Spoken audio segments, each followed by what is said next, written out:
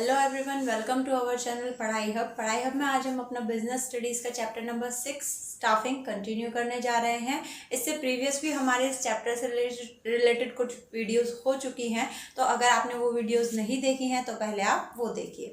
उसके बाद आज हम देखिए कौन सा टॉपिक करेंगे। आज हम करेंगे कंपोनेंट्स ऑफ स्टाफिंग। तो कंपोनेंट्स ऑफ स्टाफिंग के बारे में हम पहले पढ़ चुके हैं। स्टाफिंग की प्रोसेस के बारे में हम पहले प्रीवियस वीडियोज़ में पढ़ चुके हैं।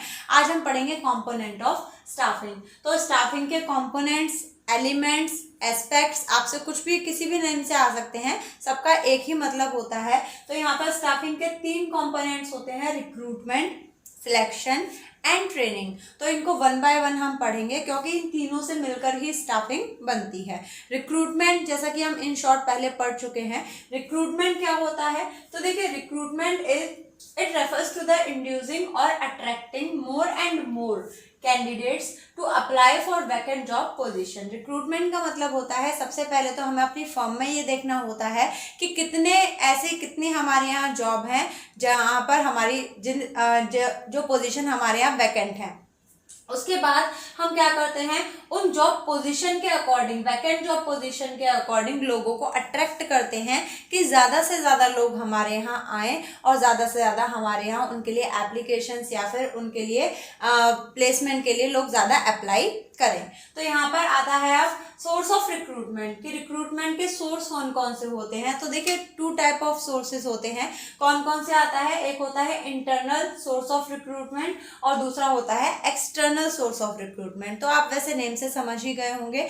अब इसमें क्या होता है, तो देखिए इंटरनल और एक्सटर्नल दोनों में क्या होता है। इंटरनल सोर्स ऑफ रिक्रूटमेंट में क्या होता है, हम अपनी फर्म के अंदर ही क्या कर रहे हैं, अपनी वैकेंट जॉब को फिल कर रहे हैं। अब फर्म के अंदर कैसे, जैसे कि यहाँ पर हमने लिख रखा है इंटरनल सोर्स ऑफ रिक्रूटमेंट में हमारा आता है ट्रांसफर और प्रमोशन। अब ये होता कैसे है, पहले हम दोनों का कंपैरिजन देख लेते हैं, इंटरनल और एक्सटर्नल का।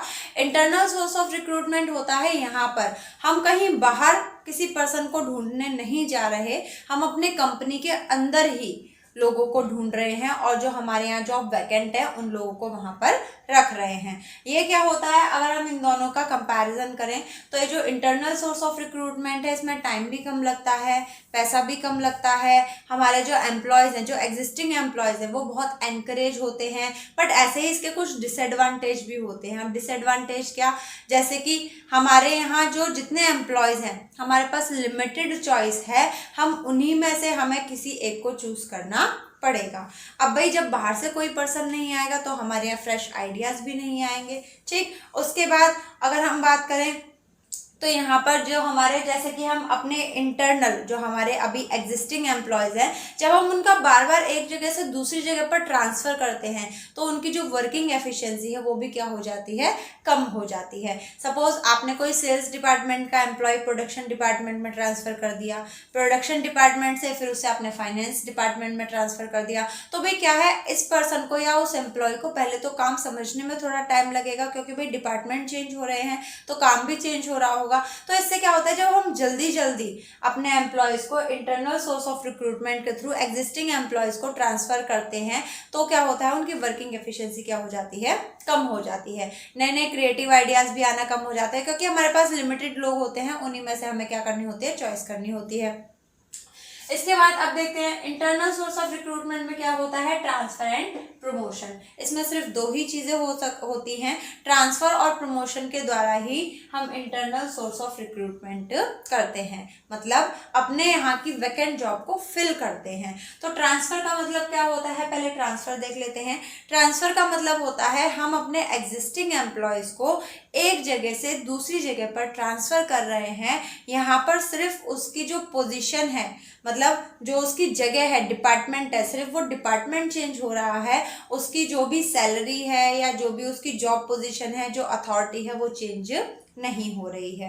ठीक, तो उसके बाद आता है हमारा प्रमोशन। प्रमोशन में क्या है, अब जैसे ट्रांसफ़र का पहले एक एग्जांपल ले लेते हैं। ट्रांसफ़र में जैसे कि अभी मैंने आपको बताया था, एम्प्लॉई हैं यहाँ पर हमारे, जब हमने काम किया या जब हमने अपनी फर्म में, ऑर्गेनाइजेशन में कुछ ऐसे ही देखा तो वहाँ पर क्या हुआ, प्रोडक्शन डिपार्टमेंट में एम्प्लॉयज़ हमें कम लगे, और सेल्स डिपार्टमेंट में एम्प्लॉयज़ ठीक ठाक है, मतलब अगर वहाँ से 3-4 एम्प्लॉयज़ को हटा भी दिया जाए तो कोई फ़र्क नहीं पड़ेगा। तो क्या हुआ, सेल्स डिपार्टमेंट से हमने 4 एम्प्लॉयज़ लिए और प्रोडक्शन डिपार्टमेंट में उन्हें भेज दिया। तो क्या है, यहाँ पर डिपार्टमेंट तो चेंज हो रहा है, जगह तो चेंज हो रही है, बट जॉब पोजीशन वो पहले भी एम्प्लॉयज़ थे और अब भी एम्प्लॉयज़ हैं। या फिर एक क्लर्क को आप, एक डिपार्टमेंट के क्लर्क को आपने दूसरे डिपार्टमेंट में ट्रांसफ़र कर दिया तो वो पहले भी क्लर्क था, अब भी क्लर्क है, ठीक है।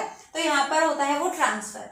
प्रमोशन क्या होता है, प्रमोशन में हम एक पर्सन की जगह चेंज तो करते हैं बट उसकी अथॉरिटी भी बढ़ जाती है और रिस्पॉन्सिबिलिटी भी बढ़ जाती है। प्रमोशन में क्या होता है, हम एक जगह से सामने वाले को जब प्रमोट करते हैं, एक एम्प्लॉय को प्रमोट करते हैं, तो हम उसे एक लोअर लेवल से थोड़ा सा मिडल लेवल पे लेकर आते हैं, मतलब नीचे से ऊपर की जॉब पोजीशन उसे देते हैं। उसकी जॉब पोजीशन भी बढ़ती है, उसकी अथॉरिटी भी बढ़ती है, उसकी रिस्पॉन्सिबिलिटी भी बढ़ती है। That is known as promotion. जैसे कि अभी रेंडमली हमारे यहाँ या हमारी ऑर्गेनाइजेशन में या बिजनेस में एक मैनेजर थे, काम कर रहे थे, उन्हें काफ़ी साल हो गए, 15, 20, 30 साल उन्हें हो गए। सडनली कुछ ऐसा मिसहैपनिंग या कुछ भी XYZ हुआ जिसकी वजह से उन्हें जॉब छोड़नी पड़ी। तो इसमें क्या होगा, उनके साथ जो उनके कोऑर्डिनेटर्स काम कर रहे थे या उनके साथ जो उनके हेल्पिंग हैंड काम करते थे, उनको क्या कर दिया गया, अभी आपको सडनली एकदम मैनेजर की ज़रूरत पड़े तो अगर आप कहीं बाहर रिक्रूटमेंट दोगे तो उसके लिए आपको टाइम लगेगा, बट आपको क्या है, अभी आपको सडनली चाहिए, अचानक से ज़रूरत पड़ गई। तो हमने क्या किया, जो मैनेजर के नीचे जो उनके हेल्पिंग हैंड्स काम करते थे तो उन्हीं को हमने क्या कर दिया, उन्हीं को हमने मैनेजर बना दिया। तो उसको हम कहते हैं प्रमोशन। जब हमने कम लेवल वाले पर्सन को, मतलब छोटी जॉब पोजीशन वाले पर्सन को हमने जॉब पोजीशन भी बढ़ा दी तो उसकी अथॉरिटी भी बढ़ गई और उसका क्या हुआ, रिस्पॉन्सिबिलिटी भी बढ़ गई। That is known as promotion. इसके बाद आते हैं हम एक्सटर्नल सोर्सेज में। अब एक्सटर्नल सोर्सेज ऑफ रिक्रूटमेंट क्या होते हैं, तो जैसे कि इंटरनल सोर्स ऑफ रिक्रूटमेंट के कुछ फायदे नुकसान थे, कुछ मेरिट डिमेरिट थे, वैसे ही एक्सटर्नल सोर्स ऑफ रिक्रूटमेंट के भी कुछ मेरिट और डिमेरिट होते हैं। कौन कौन से होते हैं, तो अगर इसके फ़ायदे अगर कहे जाएँ तो देखिए फ़ायदे इसके बहुत हैं, क्योंकि जब हम एक्सटर्नल सोर्स ऑफ रिक्रूटमेंट, जब हम बाहर से लोगों को बुलाते हैं तो हमारे यहाँ बहुत फ्रेश आइडियाज़ आते हैं, नए नए लोग आते हैं, उनको लेटेस्ट टेक्नोलॉजी की नॉलेज होती है, बाहर जो मार्केट में चल रहा है वो सारी टेक्नोलॉजी के बारे में उनको पता होता है, उनमें कॉम्पिटिटिव स्पिरिट ज़्यादा होती है, ठीक है। तो ये सारे इसके एडवांटेजेस होते हैं। उसके बाद होता है इसके डिसएडवांटेजेस की अगर हम बात करें तो यहाँ पर जो हमारे एग्जिस्टिंग एम्प्लॉयज़ हैं वो थोड़े से डीमोटिवेटेड या डिस्करेज हो सकते हैं। उसके बाद इसमें पैसा भी बहुत लगता है, टाइम कंज्यूमिंग बहुत है, मनी कंज्यूमिंग बहुत है, हमें काफ़ी वेट करना पड़ता है। तो यहाँ पर अगर हम बात करें तो इसके हर चीज़ के भाई मेरिट्स भी होते हैं तो कुछ डिमेरिट्स भी होते हैं। अब एक्सटर्नल सोर्स ऑफ रिक्रूटमेंट, अगर हम बाहर से रिक्रूटमेंट ले रहे हैं तो भाई कितने तरीके से हम यहाँ पर रिक्रूटमेंट कर सकते हैं। तो पहला आता है डायरेक्ट रिक्रूटमेंट। अब डायरेक्ट रिक्रूटमेंट कब किया जाता है, तो देखिए डायरेक्ट रिक्रूटमेंट तब किया जाता है जब हमें किसी हाई क्वालिफाइड पर्सन की ज़रूरत ना हो।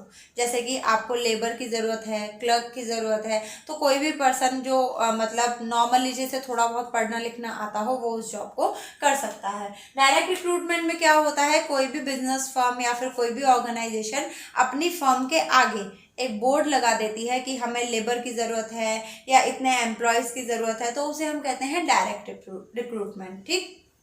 उसके बाद आता है कैजुअल कॉलर्स। अब कैजुअल कॉलर्स क्या होते हैं, कैजुअल कॉलर्स का मतलब देखिए सडनली, अब जैसे कि कोई ऑर्गेनाइजेशन है वहाँ पर टाइम टू टाइम इंटरव्यूज़ होते ही रहते हैं क्योंकि एम्प्लॉयज़ की ज़रूरत पड़ती है।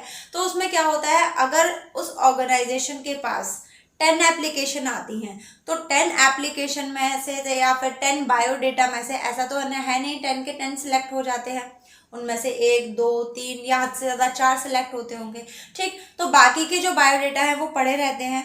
अब सडनली हमें ज़रूरत पड़ी कि भाई जॉब वैकेंट है, एम्प्लॉयज़ चाहिए, तो उसमें हम क्या करते हैं, कैजुअल कॉलर्स, हमारे पास जो प्रीवियस बायोडेटाज पड़े हैं जो पहले सिलेक्ट नहीं हुए थे, हम उनमें से क्या करते हैं, जो हमारी जॉब के अकॉर्डिंग सूटेबल है उन लोगों को उनकी क्वालिफिकेशन के अकॉर्डिंग कॉल किया जाता है और उन्हें बुला लिया जाता है। क्लियर।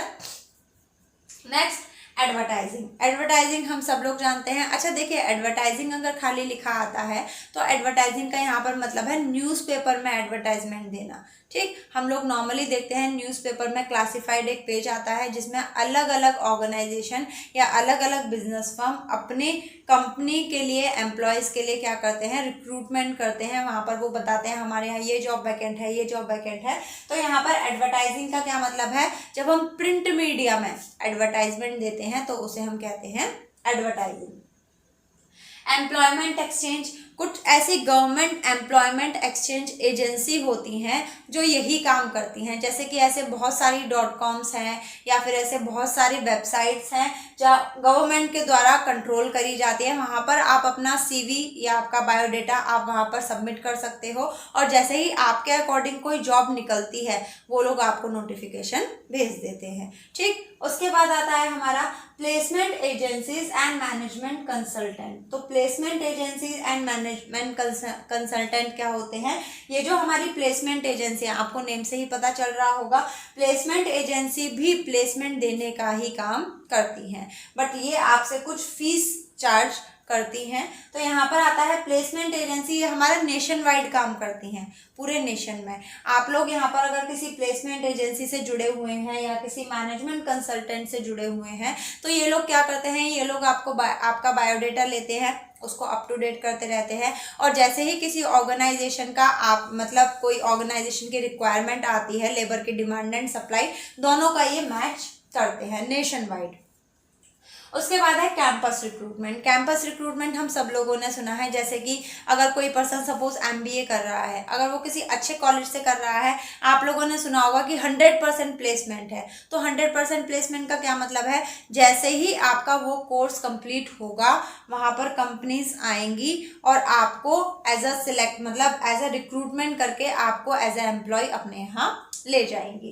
तो यहाँ पर कैंपस रिक्रूटमेंट का क्या मतलब होता है, आप किसी ऐसे कैंपस में हो जहाँ पर 100% प्लेसमेंट है तो वहाँ पर अच्छी अच्छी कंपनीज आती हैं और वो पर्टिकुलर उस कैंपस में से लोगों को रिक्रूट करती हैं। उसके बाद आता है recommendation from present employees. Recommendation from present employees मतलब जैसे कि अब हमें एकदम अचानक से ज़रूरत पड़ी सडनली, तो यहाँ पर हम अपने आसपास के एम्प्लॉय से भी पूछ सकते हैं कि भाई आपके अगर कोई जान पहचान में हो तो आप उसको बुलाकर लाइएगा। ठीक है, तो यहाँ पर क्या है, रिकमेंडेशन फ्रॉम प्रेजेंट एम्प्लॉयज़, हमारे प्रेजेंटली जो अभी आसपास हमारे एम्प्लॉयज़ काम कर रहे हैं उनसे कहा जाता है कि भाई अगर आपकी नॉलेज में, आपके रिलेशन में अगर कोई पर्सन है ऐसी जॉब के लिए तो आप उसे लेकर आइए। ठीक, उसके बाद आता है लेबर कॉन्ट्रैक्टर। लेबर कॉन्ट्रैक्टर भी यही काम करते हैं। लेबर कॉन्ट्रैक्टर लेबर प्रोवाइड करवाते हैं। लेबर कॉन्ट्रैक्टर के पास आसपास के उनके जो भी एरिया है, उनके आसपास के एरिया के सारे लेबर्स का उनके पास बायोडेटा रहता है और वो बहुत ही शॉर्ट पीरियड ऑफ टाइम में आपको लेबर प्रोवाइड करा देते हैं।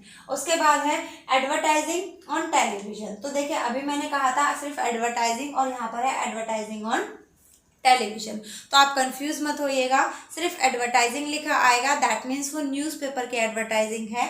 एडवर्टाइजिंग ऑन टेलीविजन लिखा आएगा तो आपको अंडरस्टूड है, क्लियर है। जब हम टीवी पर कोई एडवर्टाइजिंग देते हैं, टीवी पर कोई हम रिक्रूटमेंट या कोई ऐसा एडवर्टाइजमेंट देते हैं तो उसे हम कहते हैं एडवर्टाइजिंग ऑन टेलीविजन। उसके बाद आता है वेब पब्लिशिंग। वेब पब्लिशिंग हम सब लोगों को पता है, ऑनलाइन जब हम मोबाइल चलाते हैं या फिर आप कंप्यूटर, लैपटॉप कहीं पर भी जब आप काम करते हैं तो उसमें बीच बीच में ऐड आते हैं कि इस कंपनी को रिक्वायरमेंट है, या फिर उन्होंने अलग अलग तरीके से ऑनलाइन अपनी वेबसाइट बना रखी है कि आप इस पर इस लिंक पर जाइए, इस लिंक पर आप अपना बायोडेटा सबमिट कर सकते हैं। तो वेब पब्लिशिंग मतलब ऑनलाइन के थ्रू जब लोगों को रिक्रूट किया जाता है, बुलाया जाता है, उसको हम कहते हैं वेब पब्लिशिंग। तो आज हमारा सोर्स ऑफ रिक्रूटमेंट या जो हमारा एक कंपोनेंट है रिक्रूटमेंट, ये हमारा कंप्लीट हो गया है। इससे रिलेटेड अगर आपको कुछ भी पूछना हो या कुछ भी डाउट हो तो आप कमेंट सेक्शन में जाके मुझसे पूछ सकते हैं। Please like, comment and share with your friends. This is it for today. Thank you.